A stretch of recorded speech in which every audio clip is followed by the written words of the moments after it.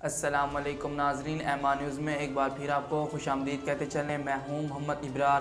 اب تک کی تازہ ترین ہیڈ لائنز۔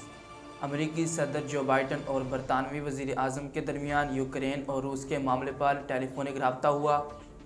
امریکی صدر اور برطانوی وزیر اعظم نے دونوں ممالک کے درمیان جاری کشیدگی پر سفارتکاری کو موقع دینے پر اتفاق کیا۔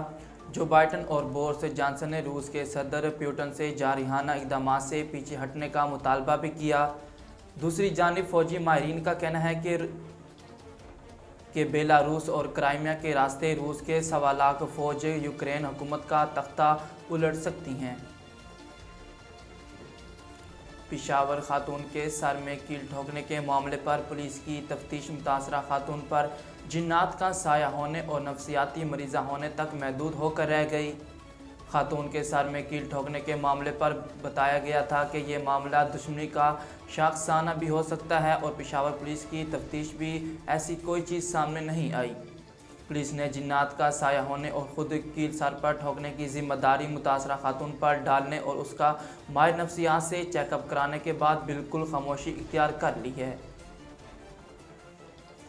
ناظرین، لیا سے آپ کو آگاہ کرتے چلیں، جمعیت علماء اسلام کے سربراہ PDM قائد جمعیت مولانا فضل الرحمان آج لیا میں جلسہ عام سے خطاب کریں گے۔ تحفظ آئین پاکستان کانفرنس پنڈال سج گیا۔ سربراہ PDM قائد جمعیت مولانا فضل الرحمان، پارلیمانی لیڈر جمعیت علماء اسلام مفتی اسد محمود، مرکزی رہنما مولانا امجد خان صوبائی، جنرل سیکرٹری مولانا محمد سیف اللہ اور دیگر قائدین خطاب کریں گے۔ وزیر خارجہ شاہ محمود قریشی نے کہا کہ ان کے نزدیک کسی ریویو کمیٹی کے ٹاپ 10 میں آنے نہ آنے کی اہمیت نہیں ہے اور وہ وزیر اعظم کا ان پر مکمل اعتماد ہے جو ان کا اطمینان ہے۔ تفصیلات کے مطابق شاہ محمود قریشی نے کہا کہ چودھری صاحبان سیاسی لوگ ہیں اور وہ جانتے ہیں کہ حکومت اور ریاست کے مفادات ایک ہیں۔ انہوں نے کہا کہ چودھری برادران سے ملاقات کرنے نون لیگ کے بیانیے کو دھچکا لگا ہے۔